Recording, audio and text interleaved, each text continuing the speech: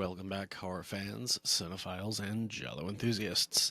This is now episode 3 of Rat Hole Burn Reviews, and I'm actually recording video this time, so Black Veil for Lisa is what is important.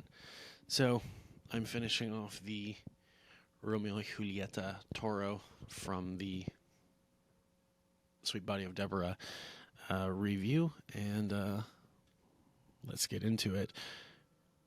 Rat Hole Burns, Episode 3.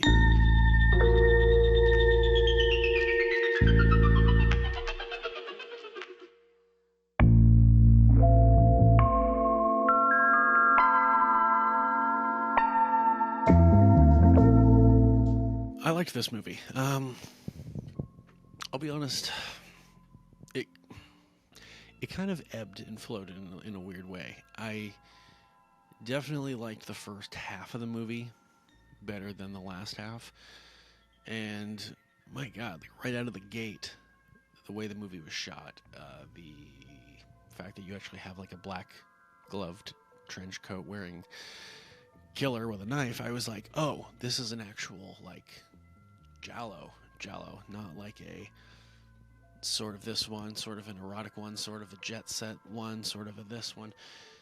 It was sort of a crimmy one, but still, well, not even super, but it was mostly like you are following an inspector who is trying to solve the murders, but the interesting thing was the first person who is killed is someone the inspector was already following, like someone related in a drug ring, and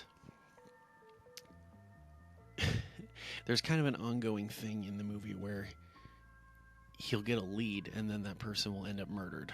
And the first half of the movie is it kind of reminds me of, I didn't think about this while I was watching it, but if I think about it now in terms of what it is similar to, kind of like Cat o' Nine Tails a little bit, in terms of it is actually very investigator driven, even though Cat o' Nine Tails is the guys are amateur investigators, and this one's an actual cop.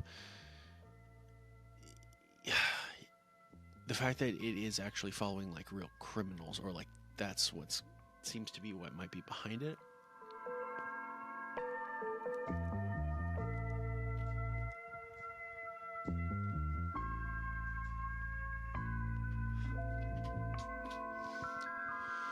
It's kind of similar. So, there's interrogations. You got to kind of follow the new information, where they're going to, why they want to talk to this person.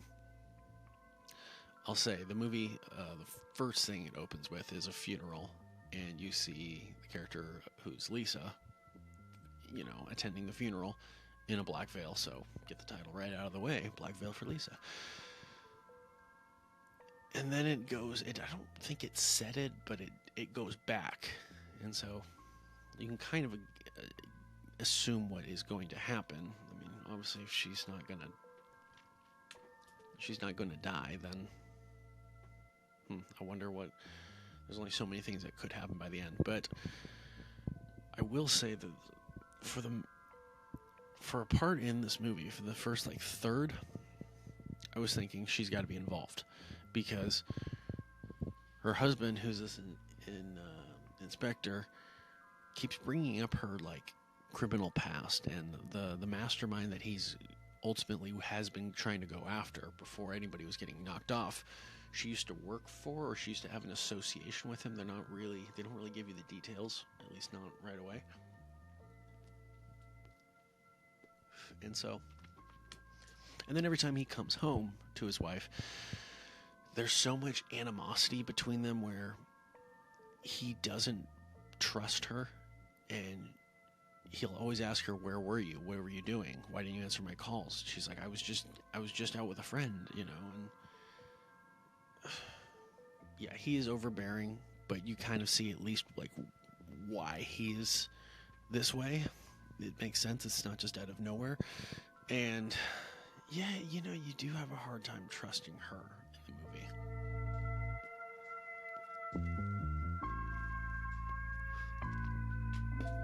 But anyways, he is interrogating some people early on, and he starts talking to this woman, and she's like not giving him any information. She's lying, and then he, what do you call it? Like false detainment. He's kind of lying to her about details about the murder to basically be like, well, if you're saying you arrived here at like 2:30, the murder occurred at 2:15, which is like actually it occurred at like 11 o'clock.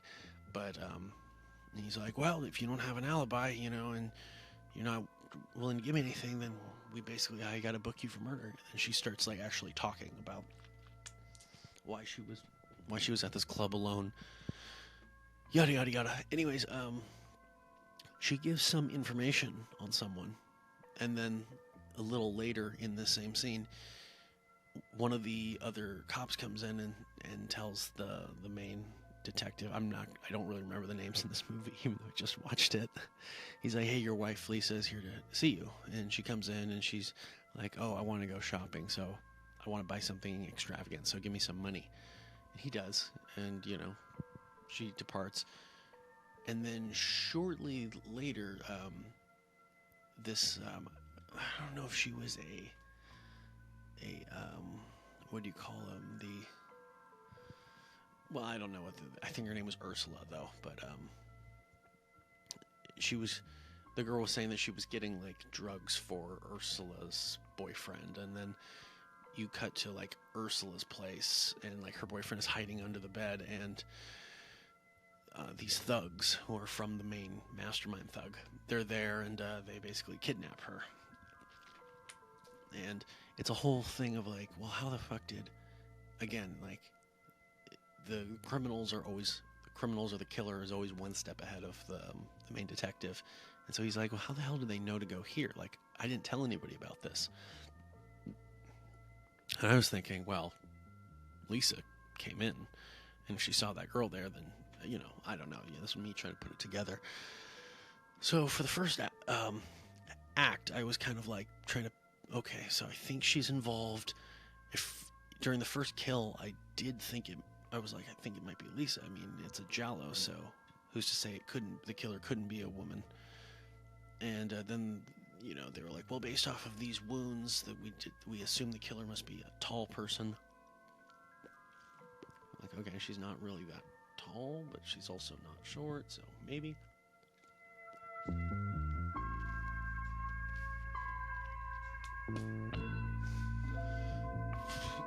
Excuse me.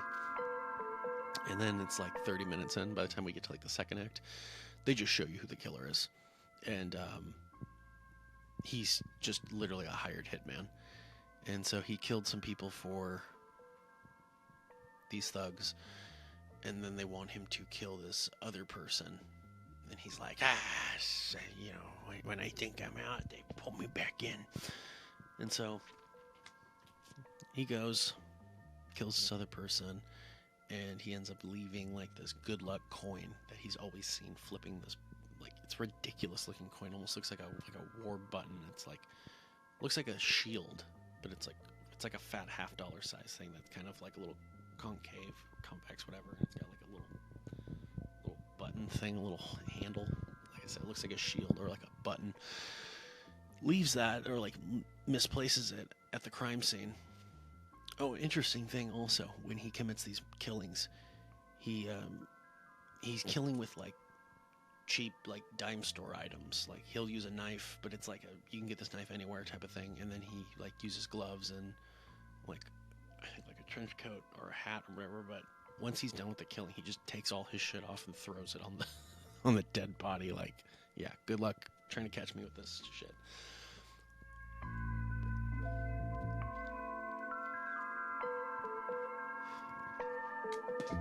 But as the movie goes along, our main detective, is continuing to just have issues with Lisa, with his wife, and she's getting upset with him. He's still upset with her, and eventually the detective figures out who the hitman is, who the killer is, because he's watching these tapes and he's seeing one tape of like a holding cell. I think it was from like when he was like arrested with some other people. Like they were just all in the same place, and he sees him flipping the coin, and that's the same coin that he just got from the crime scene. And so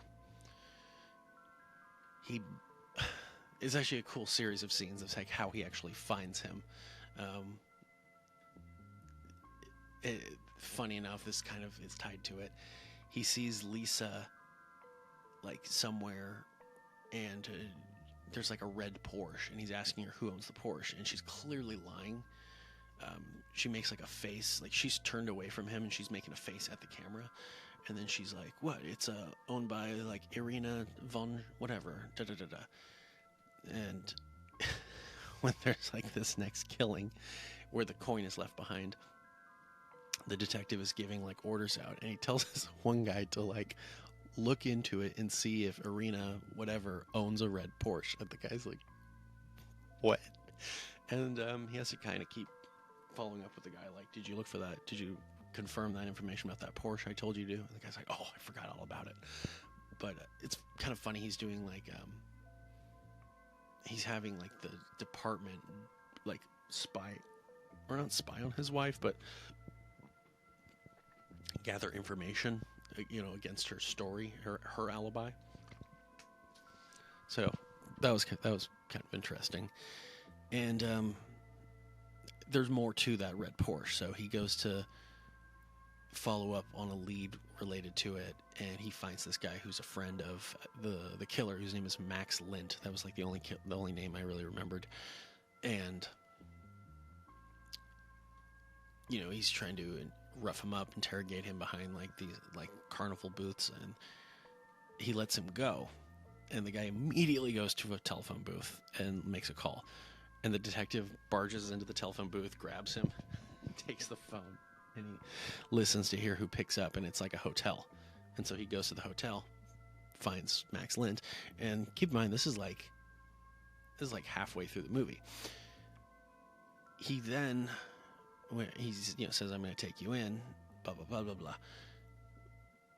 Then as he's driving him in, he sees his wife, and his wife again is like, she's in the red Porsche, or she gets into the red Porsche, and they take off, and he's trying to follow them, and he just kind of has this like, that's it, I'm fucking done.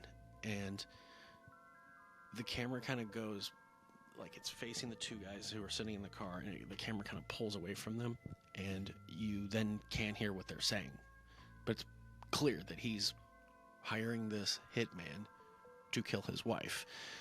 And I think it is very interesting that a lot of the synopses for this movie, if you look them up on the internet, whether it's IMDb or Wikipedia or whatever, they'll say that's what the plot is. That happens halfway through the movie, or like in like near the last act, where it's like, that's more of a twist, or a reveal. That's not really, I wouldn't say that is, it's kind of a spoiler. So all these things, I read this and I'm thinking, oh, this must be happening like early on. Like, no, it doesn't really happen for a while. But anyways, and then those things also say that he hires this hitman to kill his wife, and then the hitman begins having an affair with his wife. So if you're reading that going into the movie, you're going to think, okay, well then that must be the majority of the movie. No, it's the last act, essentially. And that was where I really kind of started to, like, there's still things to find out, but they kind of already revealed that the killer is not like a, serial killer. It's like a hired hitman, where I'm like, okay. I mean, again, I have not seen crimey films, but that seems more, that element seems crimey to me, because it is like tied to organized crime.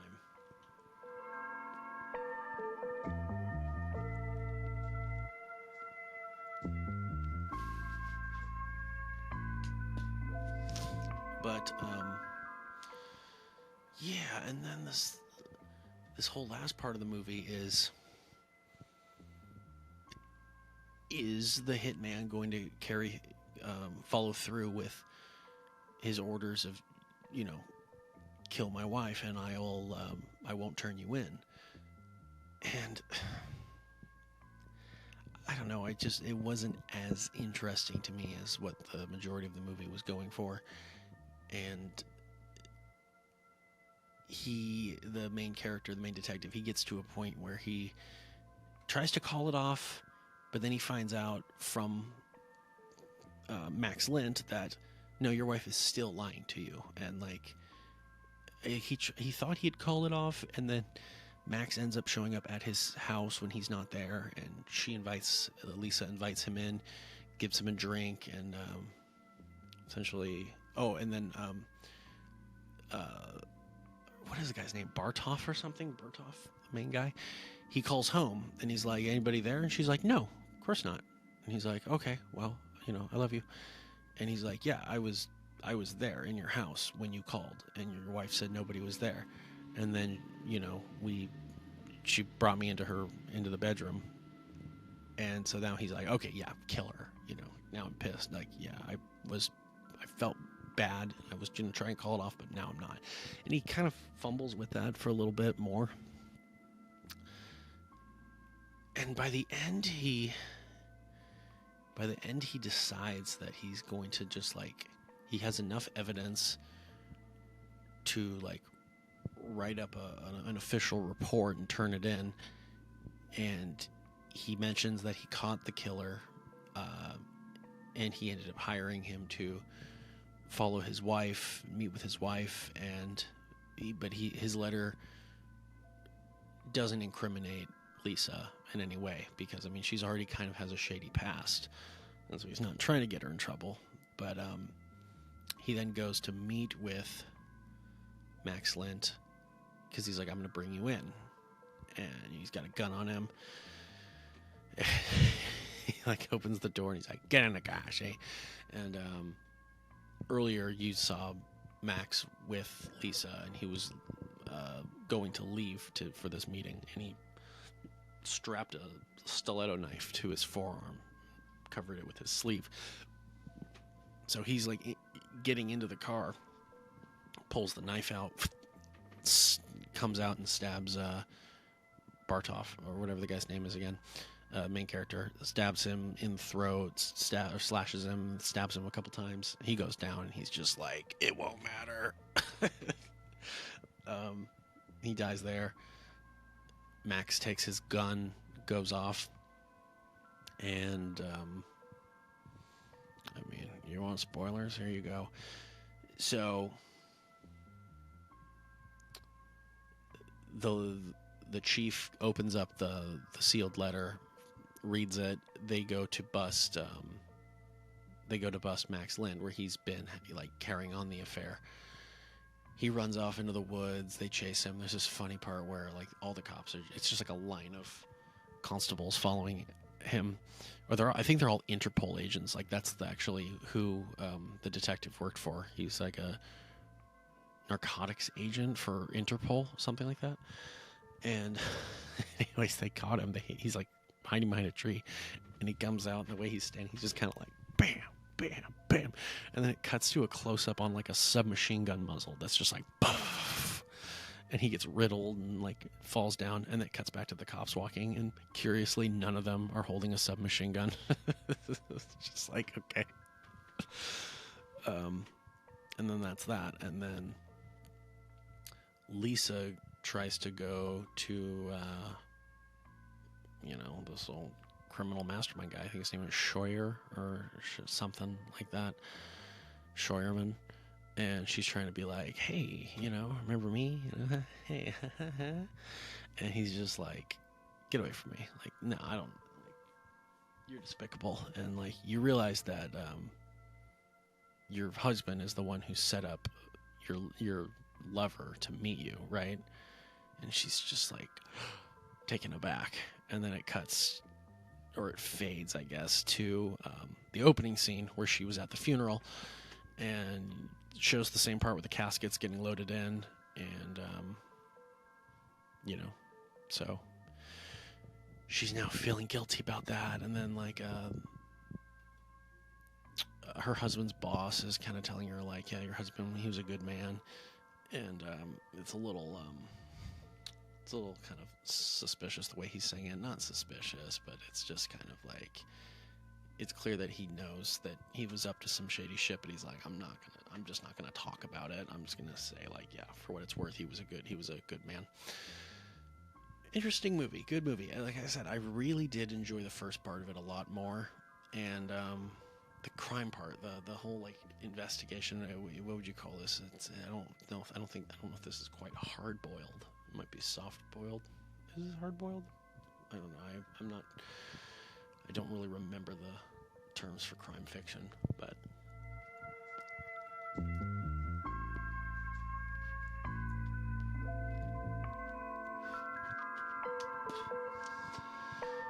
Let's see. So this was Massimo Dallamano, who was the cinematographer on Fistful of Dollars, For a Few Dollars More. This was the second film he directed, I want to say. I think the first one was called Bandidos. He also directed What Have You Done to Solange, I believe? Yes, which I really like that movie. He also directed What Have You Done to Our Daughters? What Have You Done to Their Daughters? I own it, haven't seen it yet. Again, I own a lot of these movies that I bought when I started the channel, and I decided I'm not going to watch them until I actually cover them. So I'm sitting on a lot of movies that I just haven't watched yet, and I won't watch for a while until I get to them.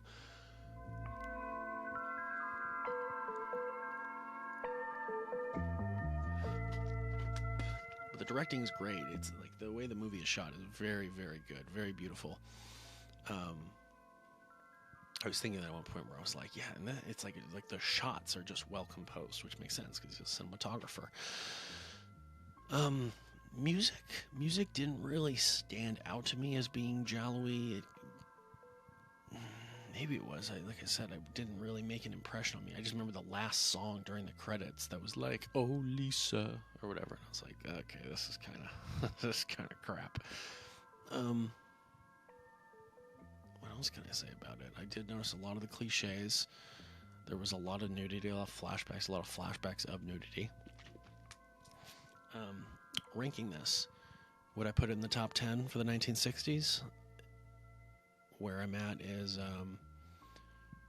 after watching Deadly Sweet, I put Deadly Sweet in that top 10, which kicked out So Sweet, So Perverse, having then knocking The Girl Who Knew Too Much from 9th place originally to now 10th place.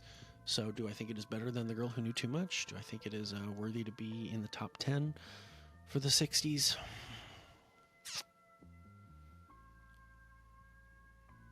Gosh, like I said, the first hour of the movie, first like 2/3, pretty enjoyable.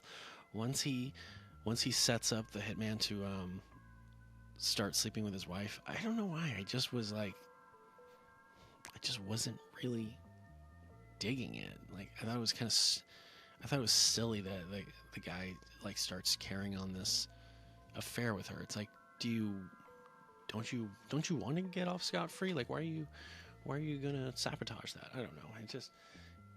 For me, it didn't seem like there was a good enough reason for him to be so mesmerized by her. Like no disrespect. I mean, it's not like she was like, perfect 10 or anything. It's just like, she's good looking, but if this guy is as good with women as he says he is, it's like, dude, you're throwing your life away for this.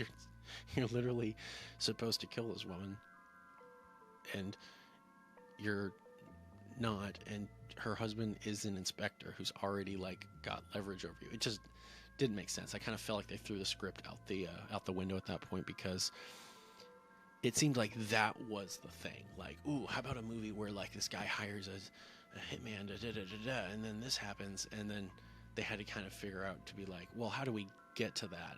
And how we got to that was, this whole other better story. So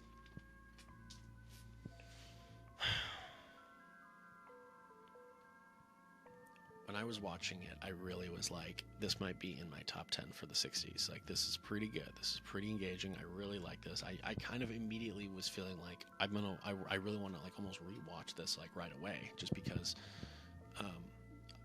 I put on the movie and I as I said, long day.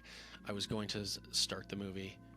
Well, here, let me say this. I finished recording for The Sweet Body of Deborah, same format like this, and then, like I said, I found out that wasn't recording video, it was only recording audio and video, even though it has the fucking video screen up. But so that bummed me out, and I was like, shit. But I kind of figured out what I'll do to get around it. But it did kind of dampen things in order for me to be like, well, I guess I mean, I did say I might do Black Veil for Lisa immediately after, but I kind of dragged my feet with that. Went and got food, came back, so I was eating during the first like 15 minutes of the movie, I'd say. I was paying attention, but there were definitely some things that it was like, ooh, like there's a lot of visual storytelling going on here. Like, you really actually kind of got to see everything happening. And like I said, I really enjoyed it. Right when the movie started, in the first like 3 minutes, I was like, this is a giallo. You know, like visually, we got a killer going around, and then, like I said, 20 minutes in, 30 minutes in, they throw that out the window, and they're just like, oh no, the killer is a hired hitman, and this is him, and yeah.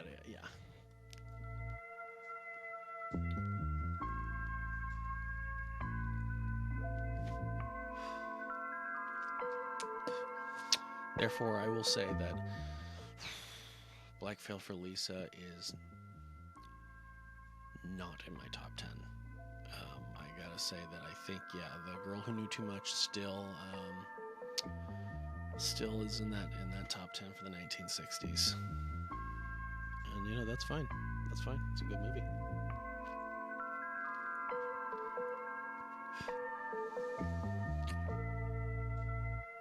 I don't know if I got anything else to say about the movie. I do have a couple things.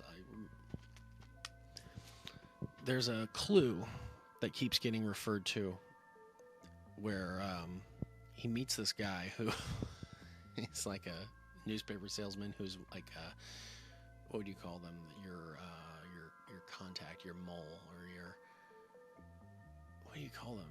Your person who's like, you know, you give them, like, what have you heard? What have you seen? And they tell you everything. Whatever. His informant. This newspaper salesman is his informant, and he's telling him something about like yellow tulips. And he's like, does that mean anything to you? And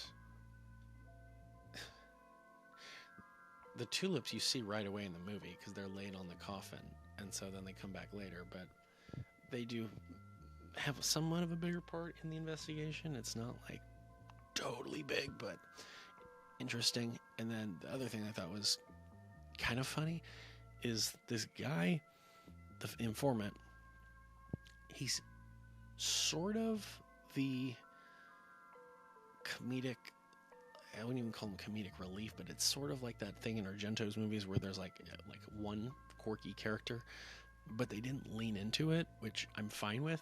But the guy had a lazy eye, and so you see him, he's kind of like cross-eyed, like one eye is looking this way while the other one is just looking forward. But they only showed him like head on in like the first scene like twice, and most times you're seeing him from the side of the head or the back of the head. And then there's one part where he calls the main character from like a phone booth, and then shortly after gets you find out he actually was killed, which was a funny ongoing thing. Again, it wasn't like funny haha, but it was just like every time this guy gets a lead, the person dies before he can meet with them, or whether, you know. And even his boss, like in the very beginning, was like, this is the guy you were supposed to be meeting with later, right? And he's like, yeah. And he's like, why didn't you meet with him? And he's like, well, I was, but like this happened. And he's like, but if you were here, you wouldn't have died. And he's like, yeah, but I didn't know that. And so it's just kind of funny that his boss is suspicious of him. He's just like, all these people you're supposed to be meeting, they all keep dying. What's up with that, man?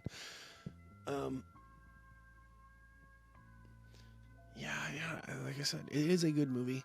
Very well shot. I imagine a lot of people might appreciate this more than I do. A lot of people might also not like it. They might not like the whole investigation or whatever. But yeah, I think it's worthy. I'm glad I have it in my collection. And let's see what the next one is. The next Rat Hole Burn reviews will probably be, going off of the movies I have, it's either going to be, it might be The House That Screamed, which is a Spanish Italian giallo. I think I do have another movie in the 60s that I need to see, but if I do, it's not jumping out at me. But I might also not.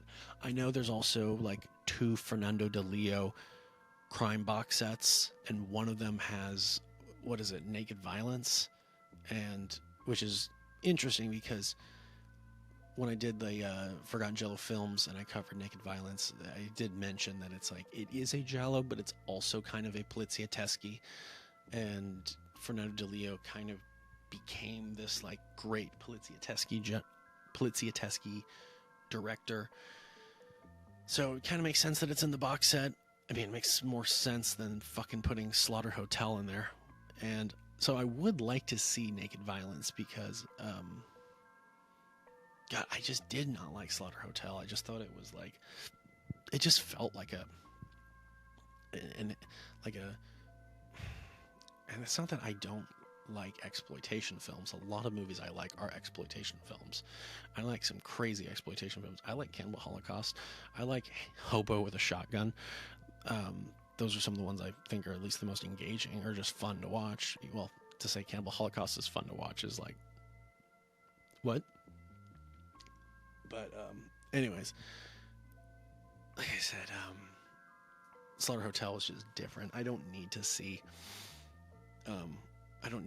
like close-up genital masturbation in a movie. It's just like, I could watch porn if I wanted to. Why am I watching this? You know. Anyways, so we will see. It might be The House That Screamed. I don't know what else it would be. There's a lot of movies I covered in the 60s that I do want to see. It's just a matter of finding. I mean, I can watch a lot of them just online because I shouted out that you can find them online. I will be covering them because I do want to. There's just like 20 movies, but I do want to keep watching all the giallo movies that I cover in one way or another, and I want to find out if how my top 10 for the 60s changes. So that's all I'm going to say for this one. I think I went already longer than I thought, which, hey, that's fine. I guess I had more to talk about than I expected with this movie because I'm ready to turn in for the night. But this is Tanner Leeser, your host for The King in Giallo, and until next time, that's not my sign off. And if nothing else, I'll see you next time. This happens all the time.